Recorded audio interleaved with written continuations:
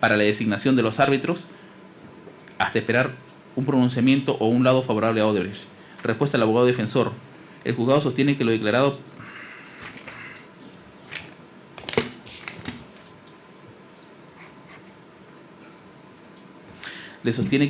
por Álvarez Pedrosa negando la recepción de soborno no es vinculante, pues en contraposición se tienen elementos de convicción que indiciariamente señalan que recibió la suma de dinero que llegó a dominio del procesado Abanto Verástegui para favorecer el lado arbitral a Odebrecht. El juzgado ha considerado que con relación al honorario de éxito estaba encubierto el soborno.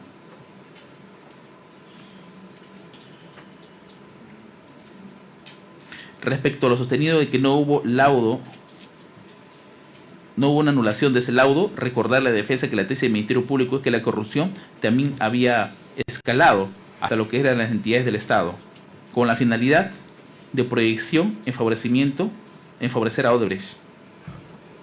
Con relación a los informes técnicos, tendrá que acompañar sus propios elementos de convicción en todo caso si quiere enervar la eficacia de los mismos.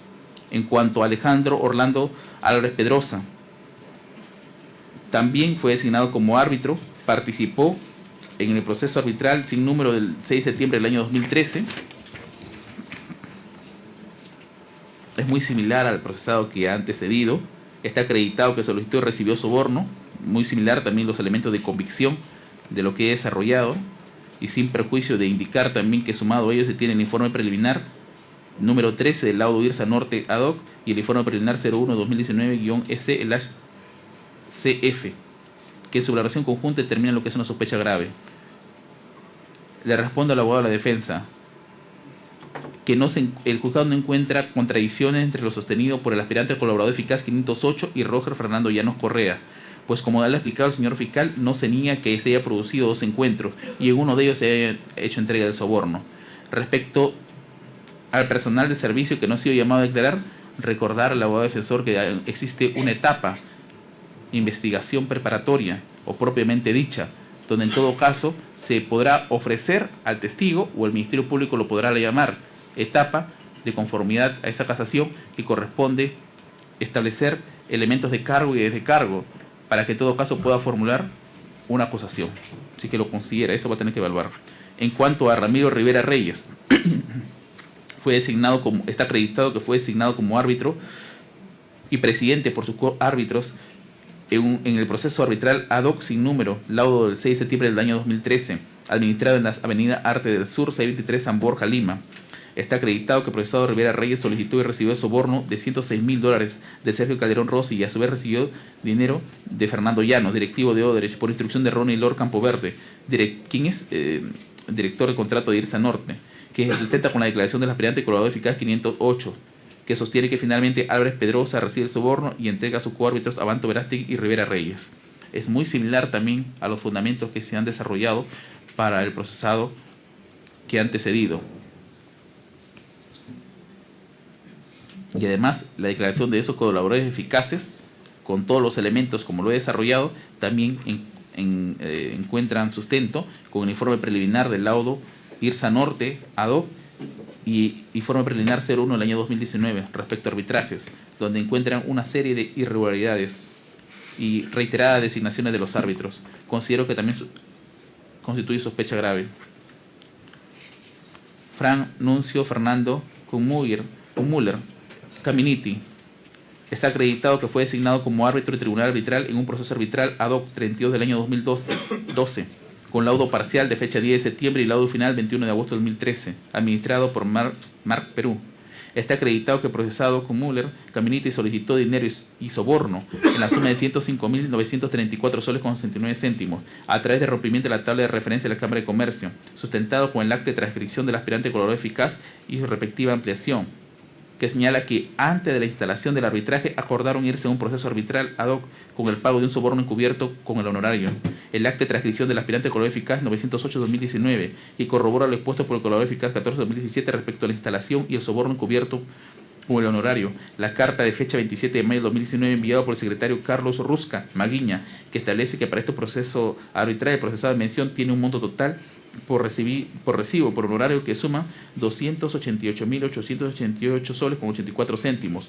La carta ODB de Lourdes Carreño, esto es por Odebrecht, que señala que los recibos por honorario de referido procesado por el pago es por un pago de 144.444 soles con 43 céntimos. Al ser sometido a la tabla de referencia, se tendría que, le correspondería, por la división y toda la mecánica que se desarrolla, le corresponde a cada procesado 182.954 soles con 16 céntimos. Pero esa diferencia, 105.943 soles con 69 céntimos, constituye soborno encubierto. Además, hay que tener en cuenta que la declaración de los colaboradores eficaces y la documentación que he referido no va sola, sino también va acompañada de los informes preliminares número 12A, laudo IRSA Norte, y número 12B, laudo IRSA Norte, que señala la presencia de irregularidades y defectos técnicos, de lo que se resalta: el tribunal no desarrolla con amplitud lo solicitado por el concedente, más si desarrolla la posición del concesionario. El tribunal no dispuso la participación de un ingeniero civil realizando los cálculos necesarios como si fueran especializados, sin perjuicio del informe preliminar 1/2019 de arbitrajes, que señala en el cual interviene el procesado, ¿no? Y existe una deficiente defensa por parte de la Procuraduría, que, como se ha expuesto, al verse los funcionarios también involucrados en un tema de corrupción, alcanza su valoración en conjunto de esa recepción de soborno y por lo tanto alcanza la sospecha grave. Fernando Cantores Salaverry fue designado como árbitro designado por el MTC en el proceso arbitral 32-2012 MAR con laudo parcial del 10 de septiembre de 2012 y laudo final con fecha 21 de agosto del año 2013 administrado por MAR Perú. Está acreditado que solicitó y recibió dinero de 105.934 soles con 69 céntimos a través de rompimiento de la tabla de referencia de la Cámara de Comercio de Lima. Se acredita con el acta de transcripción del aspirante colaborador eficaz 14-2017. Antes de la instalación del arbitraje, acordaron irse a un proceso arbitral ad hoc con el pago de un soborno encubierto con el honorario, manifiesta el colaborador. Acta de transcripción del aspirante colaborador 908-2019, que corrobora lo expuesto por el colaborador que a ese momento he dado lectura, respecto a la instalación y el soborno encubierto con el honorario. La carta de fecha 27 de mayo de 2019, enviada por el secretario Carlos Rusca Maguiña, que establece que el proceso arbitral, el procesado en mención, tiene un monto por recibo por honorario que suma los 288.888.84 soles. La carta ODB, emitida por Lourdes Carreño Carcelén, esto es Odebrecht, que hace llegar los recibos por honorario de referido procesado. Se señala con toda la operación que el procesado le correspondería recibir 182.954 soles con 16 céntimos. La diferencia viene a ser el soborno encubierto, 105.943.69 céntimos. El juzgado considera de que, además de la declaración de los colaboradores eficaces y los elementos de comisión que he señalado, los informes preliminares laudo número 12 y 12B, 12A y 12B, IRSA Norte, también sustenta acerca de irregularidades y defectos técnicos, del cual también he dado lectura, hace un momento lectura de lo que se resalta, junto con el informe preliminar 1/2019. Mario Juan Martín Castillo Freire está acreditado que fue presidente del Tribunal Arbitral, un proceso arbitral I 2008-2011. Está acreditado que el procesado Castillo Freire solicitó y recibió soborno 855.924 nuevos soles con 48 céntimos, también igual con rompimiento de la tabla de referencia de la Cámara de Comercio. Se tiene el testigo, declaración de Ricardo Antonio Paredes Reyes, director de contrato de Odebrecht Ingeniería, de fecha 21 de junio de 2019. En pertinencia señala las circunstancias como es que se entregó el soborno encubierto al procesado Castillo Freire, al igual como a sus coárbitros Ricardo Espinosa Rimachi y Enrique Zapata Velasco. Además, que quienes se encargaron de ropaje jurídico, construcción de la demanda, pretensión, asesoría y pretensión principal y accesoria subordinada es Caral e IRL, que es representado por Héctor García Briones y conformado por Manuel Berganla Zúñiga, y en la sombra estaba Iván Galindo Tipacti. Y del desdoblamiento de las pretensiones que se determinó en el laudo arbitral consistió en una cuantía primigenia. La cuantía primigenia es 26 millones, que hicieron se hizo una sumatoria por cada una de las pretensiones y alcanzaron una cuantía de 100 millones de soles, y por eso que los árbitros cobraron un honorario de 1 millón cada uno, cuando solamente debieron haber cobrado 144.075 soles. En la resolución he hecho recortes de algunos fragmentos de la declaración de Ricardo Antonio Paredes Reyes.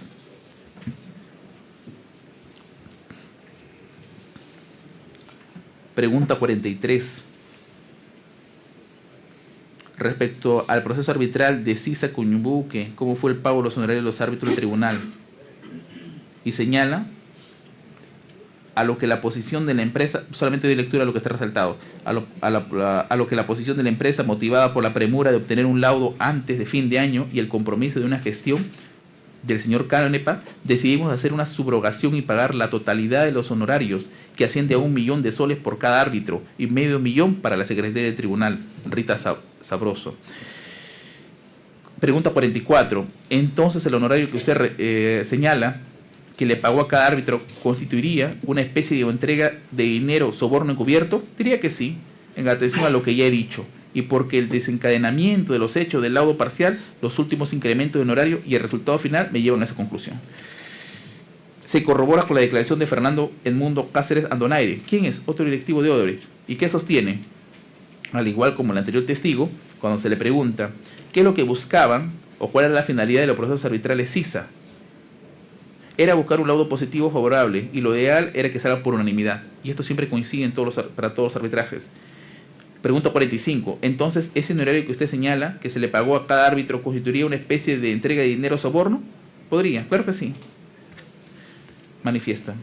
Copia la carta simple del 8 de junio de 2010, mediante el que se acredita que la demanda primigenia de Odebrecht es de 26 millones, igual la carta de junio del año 2010.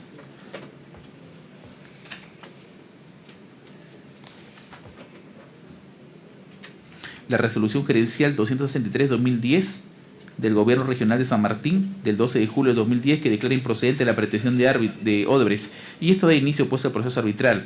La declaración de Rita Sabroso, secretaria arbitral, que sostiene que el dinero que se entregó al procesado Castillo Freire, en un total de 1 millón, no ha sido devuelto. El oficio 154-2019, Gobierno Regional de San Martín, que señala que le han pagado como honorario al árbitro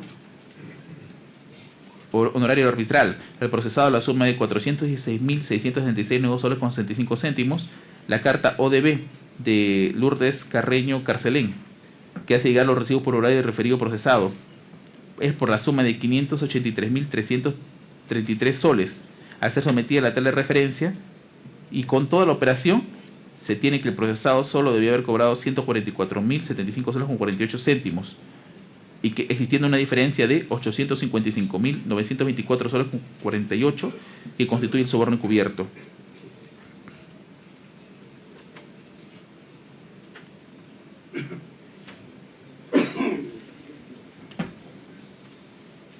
No se niega la calidad de árbitro de procesado, menos que haya laudado a favor de Odebrecht. Coincide con las declaraciones uniformes sostenidas por el director del contrato de Odebrecht y otro directiva de la misma, quienes no han negado el soborno indirecto, condicionado, como ustedes, bueno, como se ha podido escuchar, como he podido dar lectura, a una obtención de laudo positivo, favorable, siempre por unanimidad, y por la suma que se ha pagado. Sumado a ello se tienen los informes preliminares 14.1, 2008-2011, donde establece que el tribunal inobservó y se laudó favorablemente a Odebrecht con un desdoblamiento de las pretensiones. Constituye sospecha grave. Marco Ricardo Espinosa Rimachi.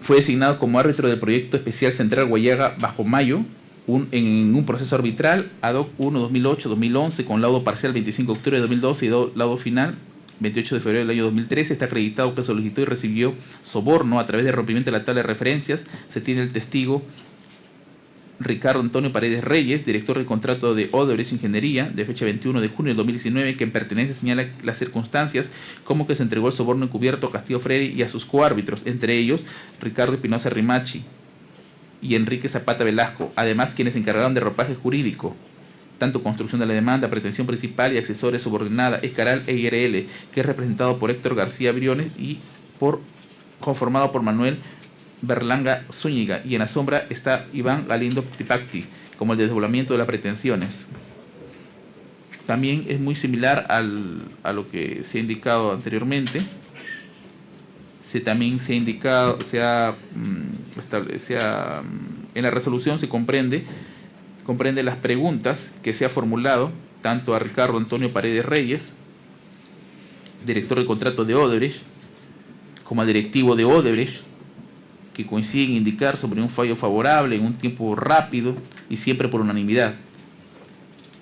igual como las documentales que he dado lectura anteriormente. Sin perjuicio de ello, o sea, de lo creado por los colaboradores y los documentos, también se tienen los informes preliminares 14.1/2008, que informa de las irregularidades y defectos técnicos que el tribunal observó y se laudó favorablemente a Odebrecht, con el desdoblamiento de las pretensiones. Alfredo Enrique Zapata Velasco, bueno, lo que he indicado constituye sospecha grave. En el caso de Alfredo Enrique Zapata Velasco, ha acreditado que fue designado como árbitro por Odebrecht en un proceso arbitral 1-2008-2011, del 25 de octubre del 2012 y laudo final 28 de febrero del 2013. Los elementos de convicción son similares a de quien he referido. Está acreditado que este procesado solicitó y recibió soborno, con la declaración de Ricardo Antonio Paredes Reyes, corroborado con Fernando Edmundo Cáceres Andonaire, otro directivo de Odebrecht, las documentales que se han indicado y sin perjuicio de los informes preliminares 14-2018.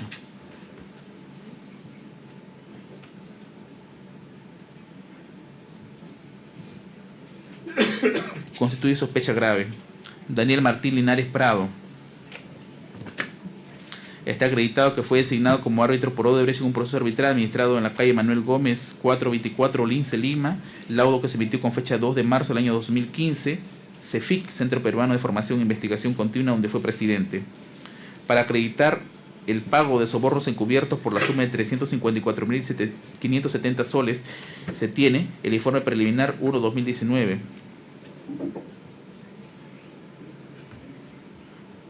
De fecha 9 de agosto del año 2019, que lo emite Edwin Saavedra Chávez, abogado de contrataciones del pool de peritos especial,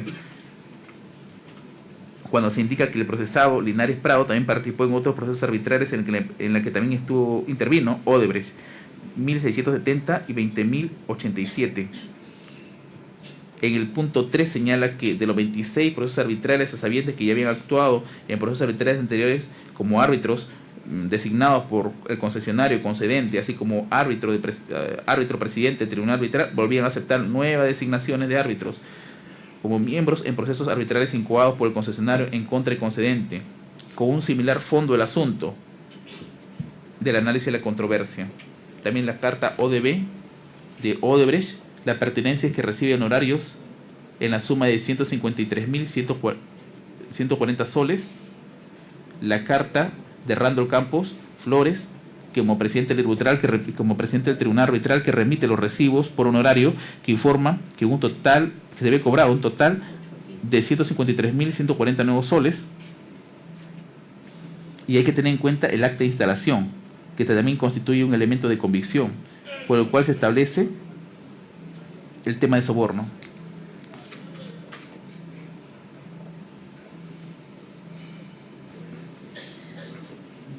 No existe en este caso discusión de la calidad de árbitro del procesado, ni que se haya emitido un pronunciamiento favorable a Odebrecht. Hay que tenerse en cuenta que participó en otros arbitrajes, siempre promovidos por las mismas partes, que genera una sospecha grave, junto a otros elementos de convicción que he referido del cohecho pasivo específico. Emilio David Casina Ramón. A ver, silencio, por favor. Ya, van a tener su tiempo todos al evaluar la resolución. Adelante. En el caso de Emilio David Casina Ramón, la imputación es por colusión agravada, asociación ilícita y lavado de activos. Al iniciar la exposición de las razones, consideré por qué de plano no podrían constituir una sospecha grave. Uno, porque el nivel que había establecido el Ministerio Público para alcanzarlos era muy alto, o en su caso ciertas incongruencias al momento de plantear la asociación, y en el caso específico del lavado de activos, porque se requiere pues una pericia. No resultaría suficiente el informe de IRILA para establecer uno de los elementos propios del lavado. Por eso es que considero que en este caso no cumple el presupuesto de grave y fundado elemento de convicción.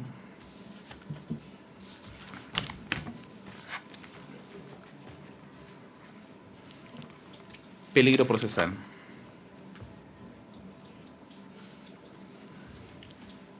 En este caso, el peligro procesal coincide en los procesados, así que no voy a estar dando lectura, solamente indicaré que son repetitivos. Reiteración delictiva. Randall Edgar Campos Flores.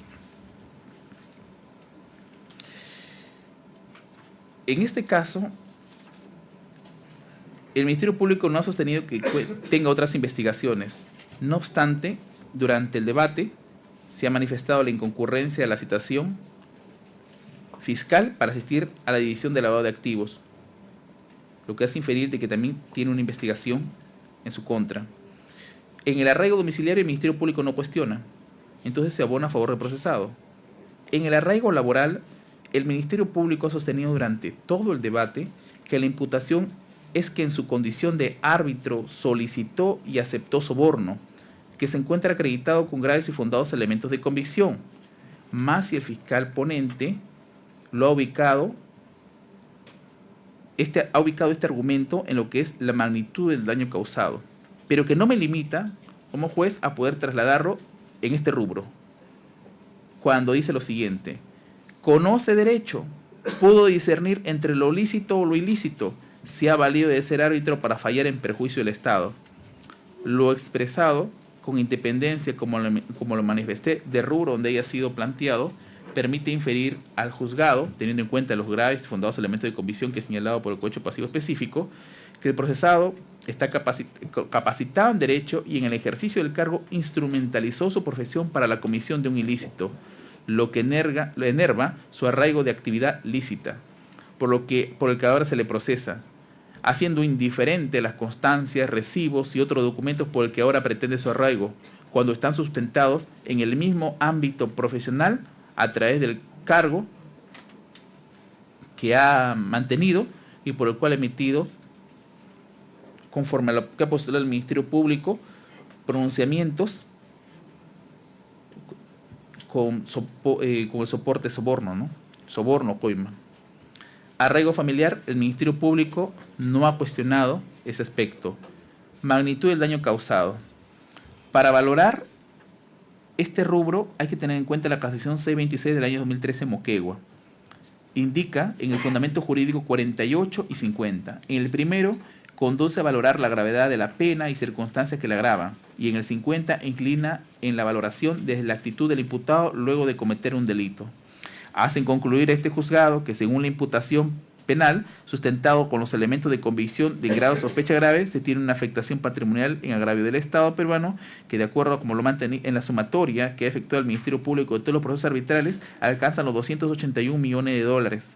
En esencia constituye un daño causado al ente colectivo, resultando altamente reprochable que el perjuicio se produzca con un abuso de cargo al laudarse en beneficio de Odebrecht en el ejercicio de una jurisdicción arbitral que faculta la Constitución Política del Estado.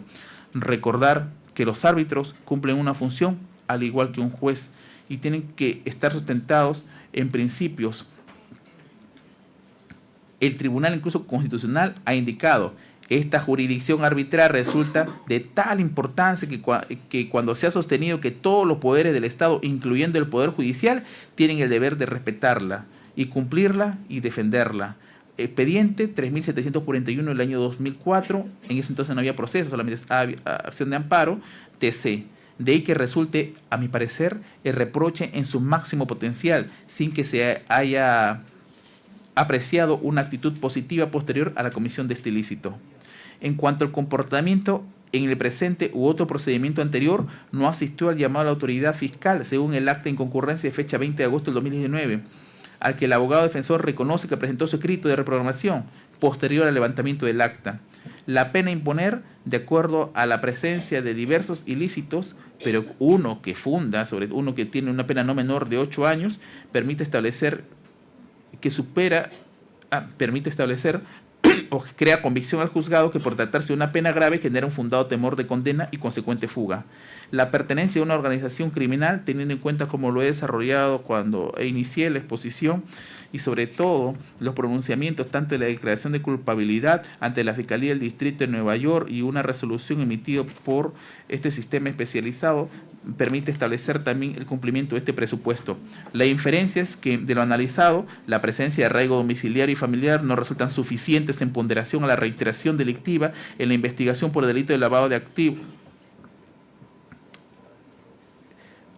por la investigación que se le sigue. Hay un cuestionamiento del arraigo laboral por instrumentalizar la profesión, magnitud del daño causado, de la función que asumió como árbitro con consecuencias graves en perjuicio del Estado, desinterés a los llamados de la autoridad fiscal, la pena a imponer supera los 4 años y pertenencia a una organización criminal, sumado a la probanza. Ahora sí, cuando se activan estos elementos me permite valorar el tema de las probanzas, de las salidas fuera del país conforme al reporte migratorio y el acta de filtrado económico, que existe una potencial posibilidad de que pueda abandonarse y como tal se tiene el peligro de fuga.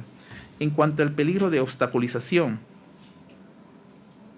el procesado durante una entrevista en un medio radial, Exitosa Noticias, ha manifestado ante la pregunta del periodista. El periodista le dice lo siguiente: su versión es que Canepa ha tratado de involucrarlo y lo señala usted. Usted no le hizo caso a Canepa, por eso lo delata.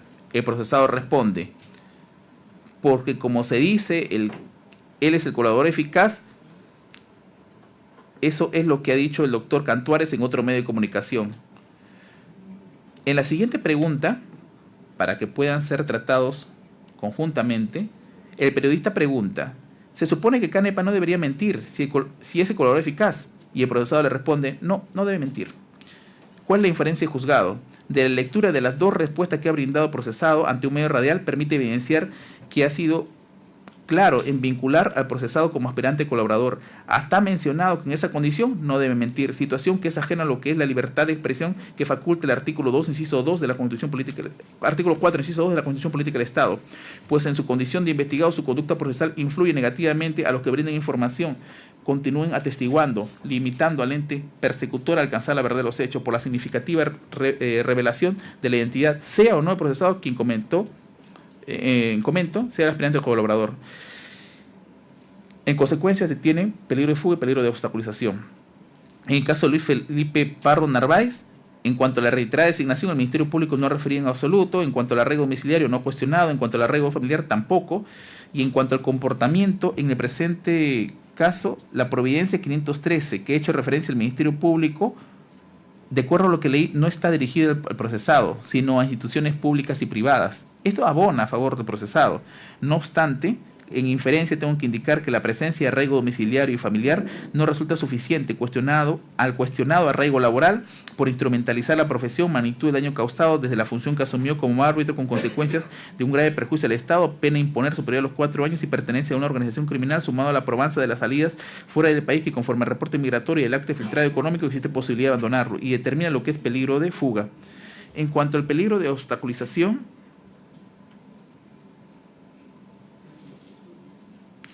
el Ministerio Público ha indicado que hay una transferencia de propiedad teniendo en cuenta de que existe una investigación por lavado de activos.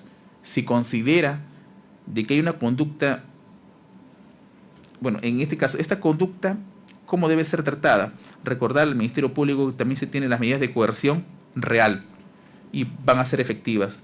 En todo caso, resultaría impertinente y como tal no encuentro el peligro de obstaculización, pero sí el peligro de fuga. Richard James Martín Tirado. De igual manera, el Ministerio Público no ha brindado información de reiteración delictiva. El arraigo laboral es cuestionado por lo que ya he referido anteriormente. El arraigo familiar no ha cuestionado al Ministerio Público en cuanto a su comportamiento.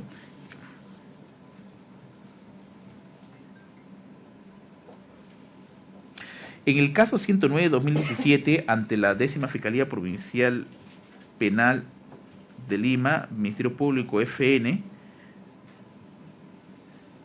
el abogado manifiesta que ha presentado un escrito para solicitar la reprogramación, pero considero que en valoración del juzgado no es que se presente un escrito y se dé por justificado, se debe esperar una respuesta de la autoridad fiscal. Lo que hace inferirme es que se dio por autojustificado, que resulta indiferente y también resulta indiferente que el caso haya sido archivado. Pues no se valora, lo que se valora aquí es la sujeción a la autoridad y el cumplimiento de los llamados, que en el presente caso no se da. De la providencia 513 no se acoge, debido a que no está dirigido al procesado. La pena a imponer supera los 4 años, hay pertenencia a una organización criminal. Por ello es que la presencia de arraigo domiciliario y familiar no resulta suficiente frente al arraigo laboral por instrumentalizar la profesión, magnitud del daño causado desde que asumió su función como árbitro, con consecuencias de grave perjuicio al Estado, desobediencias ante los llamados de la autoridad fiscal. La pena a imponer supera los 4 años, pertenencia a una organización criminal, sumado a la probanza salida del país, determina peligro de fuga. En el peligro de obstaculización, el Ministerio Público ha indicado que ha hecho una transferencia del 50% de acciones y derechos. Le di una respuesta hace un momento que en todo caso existen medidas de coerción de carácter real que resultan pertinentes al caso. Para que pueda, con relación a lo que influirá para sus coimputados, testigos o peritos informen falsamente y se comporten de manera desleal o reticente. Se ha valorado de manera positiva el acta que ha levantado el Ministerio Público cuando o que informa que Richard Martín Tirado aborda a un abogado denunciante para interrogarlo si Horacio lo había echado o no, indicándole que es dueño de jure, y mencionándole, si tú dices la verdad, con palabras de reproducir lo que va a pasar, y le va a afectar a él y a Casina. En consideración del juzgado, ese comportamiento tiene como objeto neutralizar al denunciante, pues menciona palabras soeces con las consecuencias que pueda acarrear a partir de su declaración, siendo lo más grave que indague si otro procesado habría declarado sobre él y sobre su situación como dueño de la empresa Juret de Jure. Es una manera de influir en otros para evitar los objetivos de la Fiscalía en el esclarecimiento de los hechos y como tal constituye peligro de obstaculización. Weider García Rojas. El Ministerio Público no cuestionó la reiteración delictiva, menos el arraigo domiciliario, tampoco el arraigo familiar. Pero hay magnitud de daño causado, el comportamiento cuestionable en este proceso en otro anterior.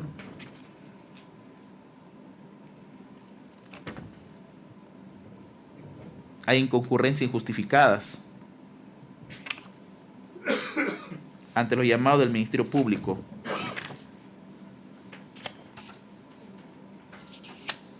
Y en cuanto a la providencia 513, no lo apojo, porque como indiqué, no está dirigido a procesados, sino a instituciones públicas y privadas. Hay pena a imponer que supera los 4 años y pertenencia a una organización criminal.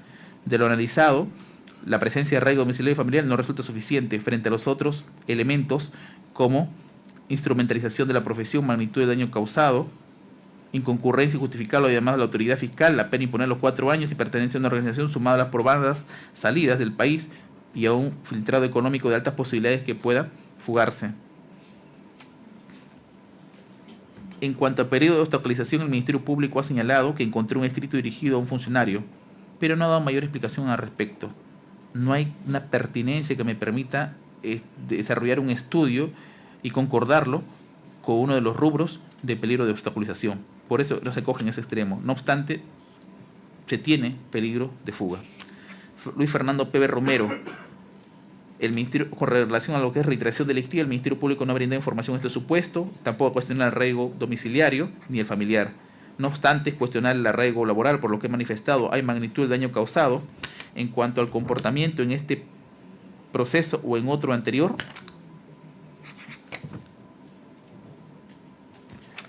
con la disposición 29 se efectúa un requerimiento de exhibición y entrega de documentos recibo por honorario que fue incumplido por este procesado. Y en cuanto a la providencia 513 se rechaza porque no fue dirigida a él. La pena a imponer supera los 4 años y pertenece a una organización criminal. Por lo que la inferencia es que, pese a existir arraigo domiciliario y familiar, no es suficiente frente a lo que es instrumentalización de la profesión, incumplimiento de requerimientos fiscales de exhibición de documentos, magnitud del daño causado,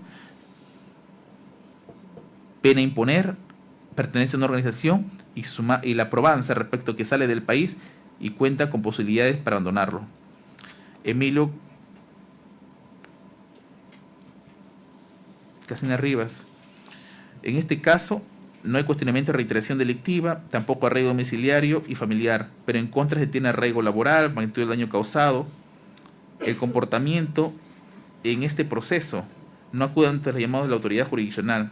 La pena a imponer supera los 4 años y hay pertenencia a una organización criminal. pero quiero realizar una especial argumentación en este caso. En primer lugar, el día de la audiencia, no sé si estará el día de hoy, pero en todas las audiencias no ha dejado de asistir. Y el procesado cuenta a la fecha con 83 años de edad, mientras que su abogado ha manifestado que tiene dolencias, problemas de salud, por lo que corresponde por el juzgado que tenga un trato razonable conforme a lo establecido en la Convención Interamericana sobre la Protección de los Derechos Humanos de las Personas Mayores. El juzgado considera que en el caso en particular debe regirse conforme a lo establecido en el artículo 290 del Código Procesal Penal, porque el procesado Casina Rivas tiene más de 65 años y cumple el presupuesto del inciso 1 literal A del Código Procesal Penal. Además, no le resulta adverso el peligro de obstaculización por ser inexistente, debido a que el Ministerio Público no ha argumentado en ese sentido.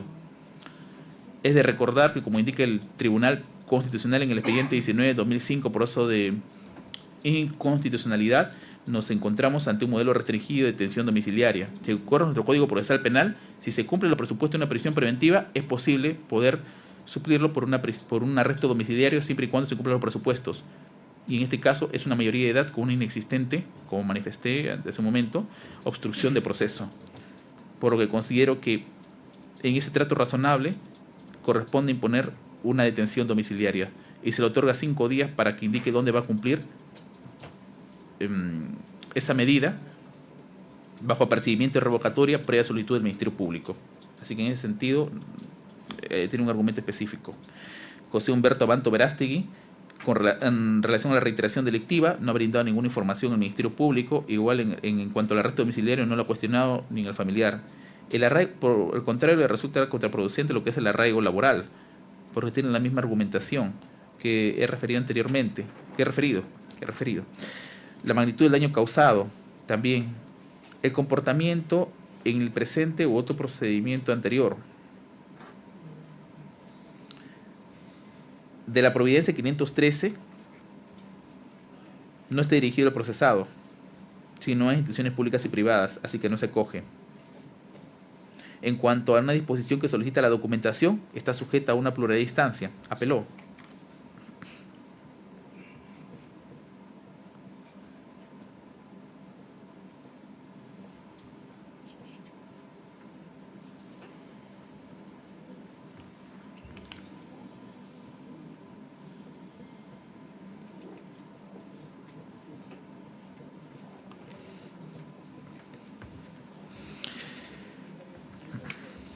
De lo analizado, se tiene la presencia de arraigo domiciliario y familiar, pero no resulta suficiente al cuestionamiento del arraigo laboral por instrumentalizar la profesión, magnitud del daño causado desde la función que asumió como árbitro con consecuencias de un grave perjuicio del Estado, la pena de imponerse superior a los 4 años, pertenencia a una organización criminal sumado a la probanza de las salidas fuera del país conforme al reporte migratorio y el acta de filtrado económico. Existe posibilidad de abandonarlo, representa peligro de fuga. En cuanto al peligro de obstaculización, quisiera referirme a lo que se ha expuesto de una entrevista televisada. Se cuenta con un acta fiscal de búsqueda de información de fecha 23 de octubre de 2019 en el que el procesado Humberto Abanto Verástegui acude a una entrevista televisada y sostiene: el señor Calderón Rossi le entrega, y según el señor Calderón Rossi, el señor Álvarez Pedrosa le entregó una tercera parte en esos $30,000. Al respecto, lo sostenido por el procesado Abanto Verástegui sobre lo que dijo el señor Calderón Rossi no encuentra contenido en la investigación que le sigue el Ministerio Público.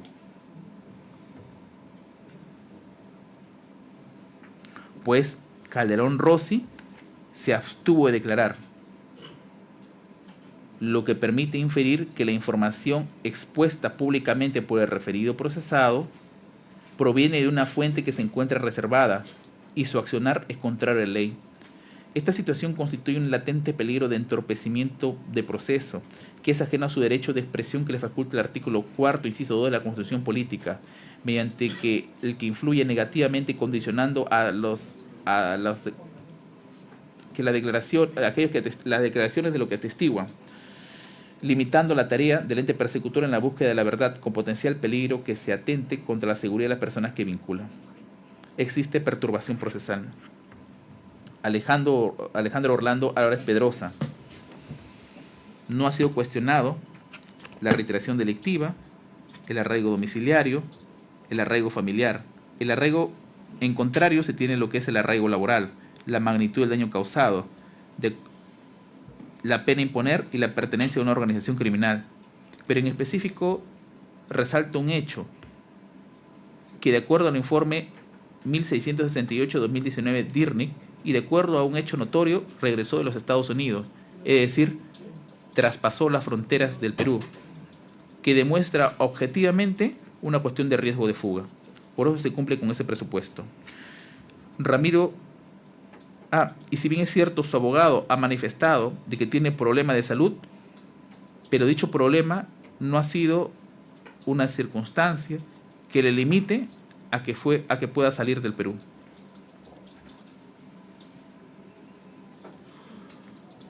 Permite proyectar que esta persona representa un peligro procesal. Ramiro Rivera Reyes, el Ministerio Público de igual manera no ha brindado información respecto a reiteración delictiva, no ha cuestionado arraigo domiciliario y familiar, pero es adverso el arraigo laboral, magnitud del daño causado, comportamiento en este u otro. Bueno, en cuanto al comportamiento en este otro proceso no ha sido expuesto por el fiscal, hay una pena a imponer que supera los 4 años y pertenece a una organización criminal. En ponderación se tienen mayor número de elementos que permiten, en todo caso, establecer la presencia de peligro procesal. En caso de Fernando Kuhnmüller Caminiti, reiteración delictiva no ha sido sustentado por el Ministerio Público, arraigo domiciliario y familiar no ha sido rebatido, pero en su contra tiene arraigo laboral, magnitud del daño causado. En cuanto al comportamiento en el presente u otro procedimiento anterior, la Providencia 338 del 15 de enero del año 2019 sustenta que ha incumplido presentar documentación. No ha habido una justificación por parte de su abogado defensor en audiencia. Y la Providencia sí es rechazada porque no le estuvo dirigida a él, sin perjuicio de la pena a imponer y la pertenencia a una organización criminal. En ponderación se tiene que existen mayores elementos que permiten determinar peligro procesal frente a aquellos que viene a ser arraigo familiar y arraigo domiciliario, que estos últimos lo hacen insuficiente.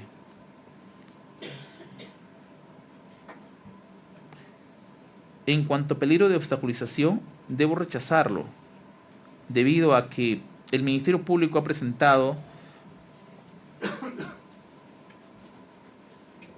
una carta, de acuerdo a la red social de Facebook, pero a diferencia de otros procesados, cuando se expresa, este investigado hace mención o antepone la identidad del colaborador eficaz a los medios de comunicación. No lo dice directamente, dice los medios de comunicación. Y en esa medida, se valió de esos términos como para evitar la cuestión del peligro de obstaculización. Por eso que no acojo ese extremo como lo ha postulado el Ministerio Público. Cantuaria Salaverry no le ha sido cuestionado la reiteración delictiva, no ha debatido el Ministerio Público el arraigo domiciliario y el arraigo familiar, pero en su contra, bajo los mismos fundamentos, el arraigo laboral es reprochable, la magnitud del daño causado. En cuanto al comportamiento en el presente u otro proceso anterior, se debe tener en cuenta que, si bien es cierto, ha tenido un vuelo programado, pero esta fue adquirido, en todo caso, comprado mucho antes del pedido de prisión preventiva. No obstante, se tiene la pena a imponer supera los 4 años y la pertenece a lo que es una organización criminal. Por todo ello se determina lo que es un peligro procesal. Al igual como en el procesado que ha antecedido, no acojo lo que se sustenta a través del acta de búsqueda de información de la red social y también lo que aparece en la carta, debido a que siempre... Aquí está. Una entrevista con la periodista Mónica Cecilia Teresa Delta Parodi, debido a que cuando responde con relación al colaborador eficaz, siempre utiliza o antecede la expresión los medios de comunicación hace referencia. Eso no permite establecer una develación de la identidad del colaborador, menos sugiere una intimidación. En cuanto a Mario Eduardo Juan Martín Castillo Freire, el Ministerio Público no cuestiona reiteración delictiva, al igual que el arraigo domiciliario y familiar no los cuestiona. No obstante, es cuestionar el arraigo laboral, magnitud del daño causado. En cuanto al comportamiento en este u otro proceso, La providencia 513 se rechaza debido a que no ha sido dirigido al procesado, sino a instituciones públicas y privadas. Respecto al acta en concurrencia de fecha 5 de marzo de 2019 de la presente investigación, no se hizo presente, y aunque su abogado sostenga de que presentó un escrito de justificación,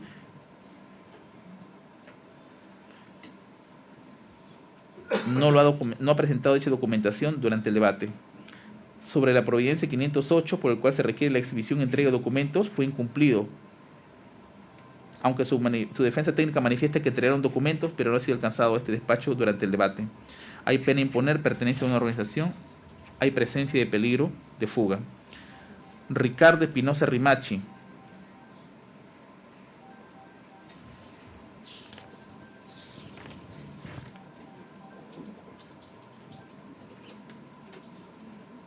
El Ministerio Público no ha rebatido reiteración delictiva, tampoco lo que es arraigo domiciliario y familiar. No obstante, en su contra también hay arraigo laboral, magnitud de daño causado, comportamiento, pena imponer y pertenencia a una organización criminal. Determina peligro de fuga. Alfredo Enrique Zapata Velasco. No ha cuestionado al Ministerio Público el tema de la reiteración, no ha informado respecto a lo que es reiteración delictiva,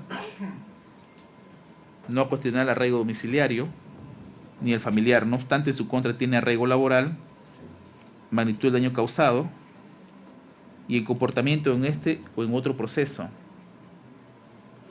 En la providencia 508 de fecha 9 de mayo del 2019, que corresponde al requerimiento fiscal de exhibición y entrega de documentos, carta, renuncia fiscal y otros, al respecto, el juzgado considera que no se ha sustentado por parte del abogado defensor la entrega total de los documentos al ente investigador. Asimismo, si estaba en desacuerdo con el requerimiento o la respuesta de la Fiscalía, estuvo facultado para impugnarlo o acudir a una tutela a través de este órgano jurisdiccional, que abdicó. En consecuencia, no es válido ese cuestionamiento que haya formulado el abogado en su oportunidad. De la providencia 513 es rechazada. Hay presencia de la pena imponer supera los 4 años y hay pertenencia a una organización criminal. Determina peligro de fuga. Daniel Martín Linares Prado. Reiteración delictiva. No ha brindado información al Ministerio Público. En cuanto al arraigo domiciliario y el arraigo familiar, no ha cuestionado al Ministerio Público. Tienen adverso lo que es arraigo laboral, magnitud del daño causado, el comportamiento en este proceso, en otro anterior. También hay una respuesta, al igual como el abogado que ha antecedido, estuvo en la posibilidad, su abogado, si encontraba injustificado la solicitud del Ministerio Público, a impugnarlo, a acudir vía tutela ante el órgano jurisdiccional, del cual abdicó. La providencia 513 no se acoge. Por todo ello, a través de una ponderación se tienen más elementos que permiten sustentar peligro de fuga. En el caso de Emilio David Casina Ramón, y me pronuncio pese a indicar de que no hay graves y fundados elementos de convicción, porque la sala al menos quiere una respuesta dentro de cada rubro. Tengo que señalar que el Ministerio Público no ha cuestionado la reiteración delictiva, menos el familiar y el domiciliario, aunque le es cuestionable en el ejercicio de su cargo.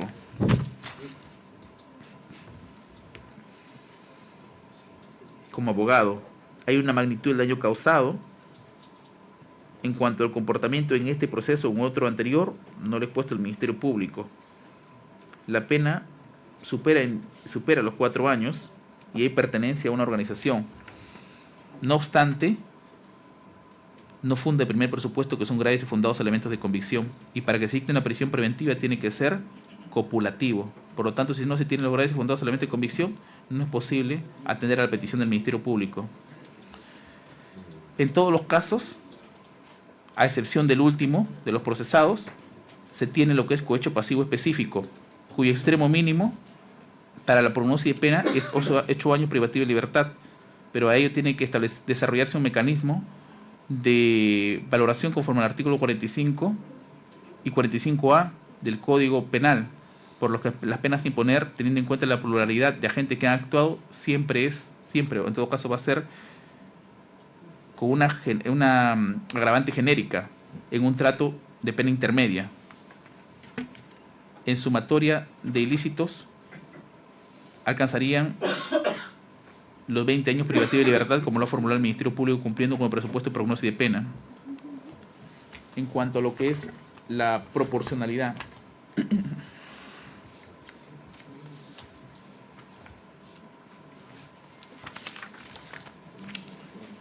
3. Subprincipios. Idoneidad, necesidad y proporcionalidad en sentido estricto.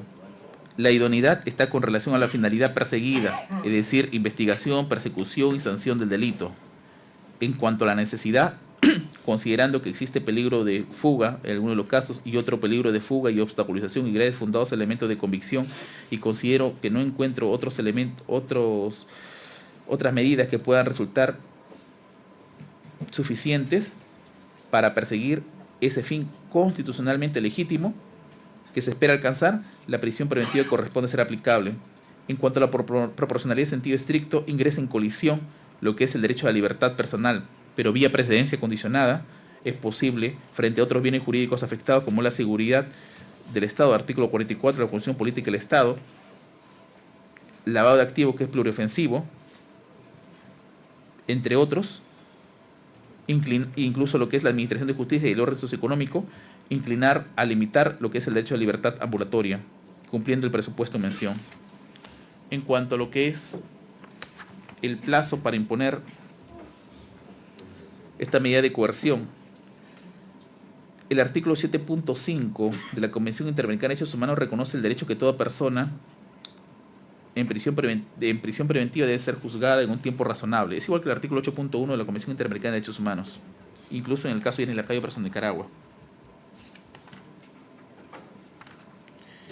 El Ministerio Público ha sostenido de que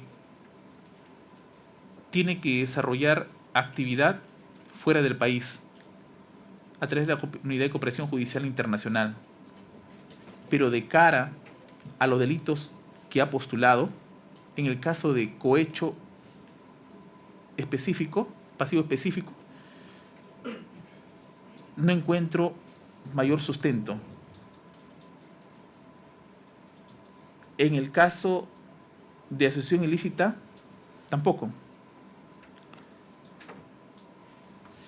En el caso de colusión agravada, le corresponde una pericia, al igual como lavado de activos, salvo en el caso de uno de los procesados que tiene una offshore, del cual podría resultar, al parecer en concepto del Ministerio Público, necesario pues indagar al respecto para la pericia, del cual se exige y por el cual no le he fundado, pues como graves elementos de convicción.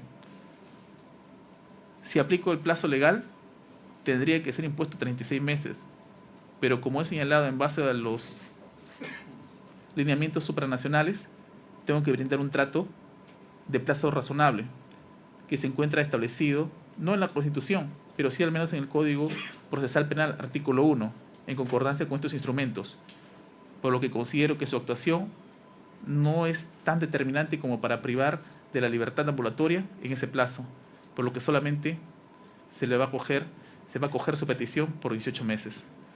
Y se resuelve de la siguiente manera: ordeno la prisión preventiva o impongo la medida de coerción personal de carácter excepcional, prisión preventiva contra los investigados Randall Edgar Campo Flores, Luis Felipe Pardo Narváez, Richard James Martín Tirado, Weiden García Rojas, Luis Fernando Pérez Romero, José Humberto Abanto Verástegui, Alejandro Orlando Álvarez Pedrosa, Ramiro Rivera Reyes, Frank Nuncio Fernando Kunmuller Caminiti, Fernando Cantuares Salaverry, Mario Eduardo Juan Martín Castillo Freire, Marcos Ricardo Espinosa Rimachi, Alfredo Enrique Zapata Velasco y Daniel Martín Linares Prado, por los ilícitos o por los cargos que se le ha impuesto, se le sigue en su contra, los delitos que son en su contra: cohecho pasivo específico, colusión agravada, asociación ilícita y lavado de activos.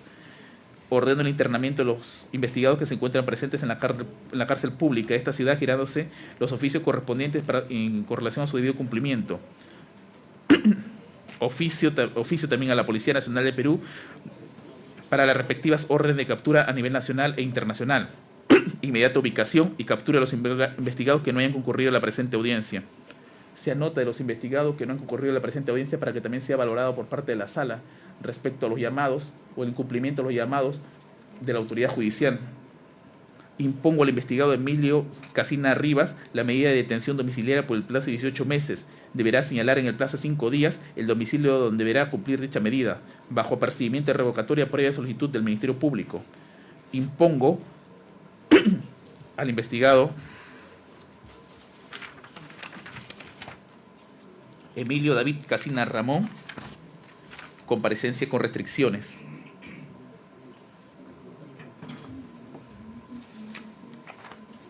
Con relación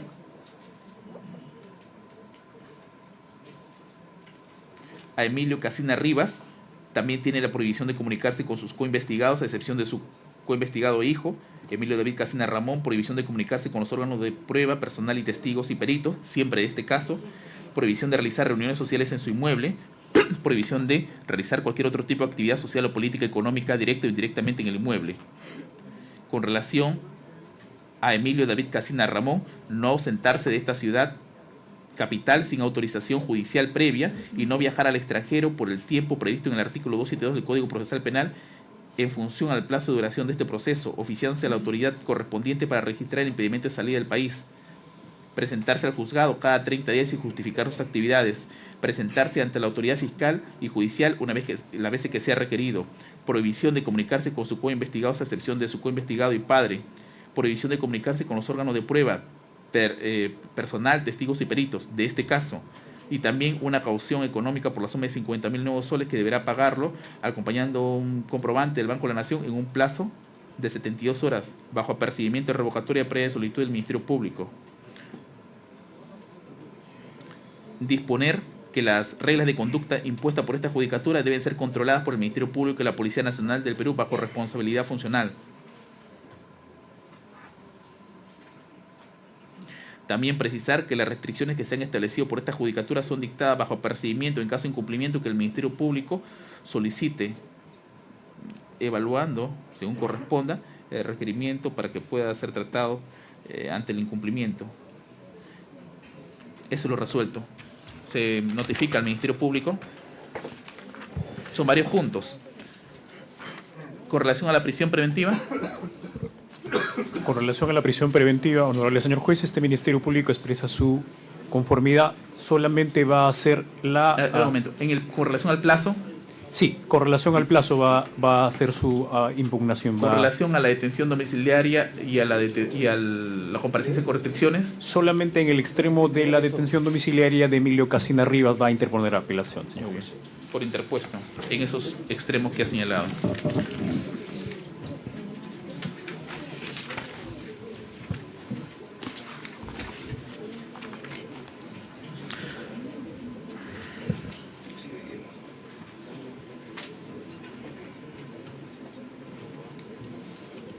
A ver, inglés.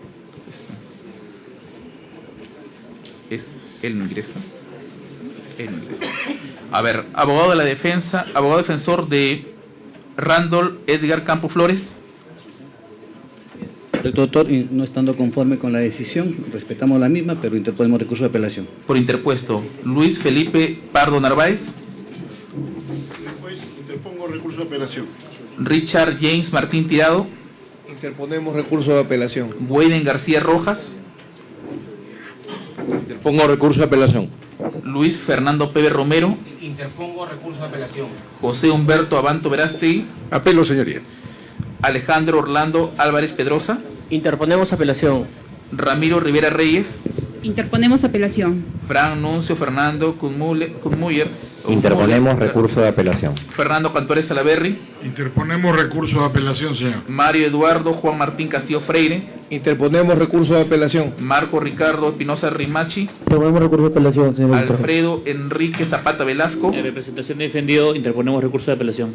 Daniel Martín Linares Prado. Interponemos recurso de apelación, señor. Emilio Casina Rivas, abogado. Señor juez, interponemos recurso de apelación. Emilio David Casina Ramón. Interponemos recurso de apelación. Muy bien, con ello se ha concluido esta audiencia, siendo las 4:47 del día de la fecha.